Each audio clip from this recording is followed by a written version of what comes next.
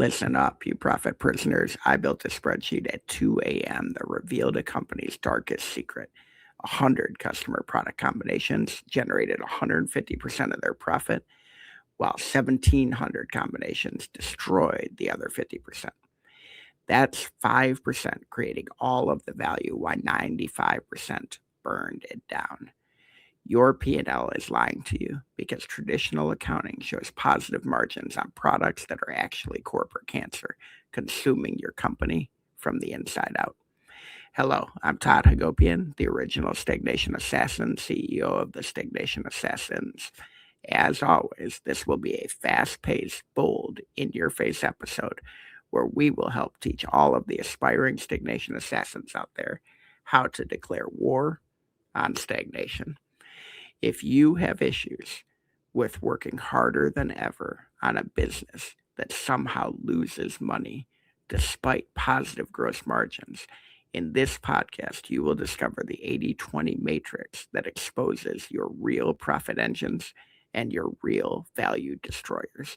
You'll also discover the 80-20 squared methodology that reveals exponential concentration and the 3-wave implementation that transforms your portfolio in 90 days. Let's talk about the problem here. Picture this profit pulverizing pandemic. Your division is losing $5 million a year, yet every business review shows positive gross margins across the product portfolio, quality improving, customer satisfaction rising, market share is stable, but you are still bleeding money every day. The numbers didn't add up. So I pulled financial data at 2 a.m., built a spreadsheet that nobody had built before, not because they couldn't, but because they didn't want to see the answer. We did customer product combinations, all of them, not aggregated revenue by customer, not portfolio margin by product line, individual profitability for every customer buying every single product. What I found by 8:30 was devastating. 100 combinations, just 5.4% of the total, generated 150% of the company profit. The other 1,700 destroyed 50% of the profit. But traditional accounting showed positive gross margins on nearly everything. Here's why your accounting lies. Traditional cost allocation was designed for mass production factories making one product. Spread the fixed cost proportionally across the units works fine when products consume similar resources. It's completely wrong when complexity varies dramatically. That profitable $1,000 transaction adds setup costs, 17 setups at $500 each, engineering support 127 hours at $150 an hour, quality inspections, inventory, carrying costs, management time, true profit negative 34,500. Congratulations. Your standard accounting showed 40% gross margin because it didn't allocate activity costs. Multiply that across hundreds of combinations, and you get a company showing positive margins everywhere while losing $5 million. But here's the pattern that haunts me.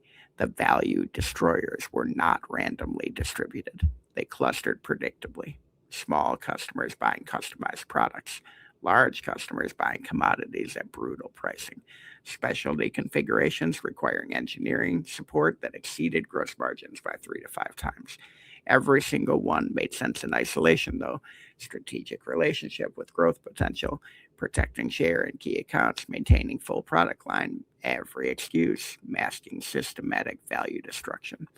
There are 4 deadly myths that are keeping you trapped. 1, all revenue is good revenue. Wrong. Revenue costing more to generate it returns is organizational cancer.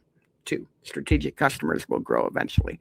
Customers trained to expect low prices never suddenly pay premium. Okay. 3, we need the full product line. No, customers want specific products that solve their problems, not breadth. 4, market share is what matters most. No, unprofitable market share is worse than no share at all. It is time to expose the truth with the 80-20 matrix, 2-dimensional analysis that reveals what 1-dimensional Pareto misses. Plot customer product combinations, not just customers, not just products. 4 quadrants emerge. Quadrant Run is your profit engine. Top 20% of customers and your top 20% of products. These generate 140 to 200% of your profit. Give them anything they need. Best people, fastest response, unlimited investment. This is your economic engine. Protect it. Quadrant 4 is your value destroyers, the bottom 80% of customers and the bottom 80% of products. Pure organizational cancer. These will destroy 50 to 100% of your profit while contributing maybe 15% of your revenue. Probably not. Implement a 40 to 60% price increase immediately. No negotiation, no exceptions. Do it. But here's where it gets explosive. Let's look at the 80-20 squared. Within your top 20%, run this analysis again. Top 20% of your top 20%, that's 4% of combinations, will generate about 64% of your total profit. Go even deeper, top 20% of that 4% is 0.8% of your combinations, probably generates almost half of your profit. The division we were looking at had 15 combinations out of about 1,800. That was over half of the company's profit.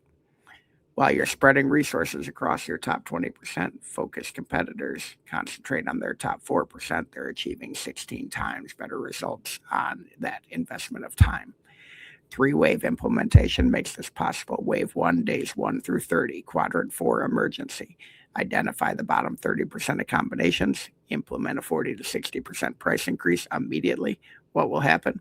60 to 70% will actually accept it.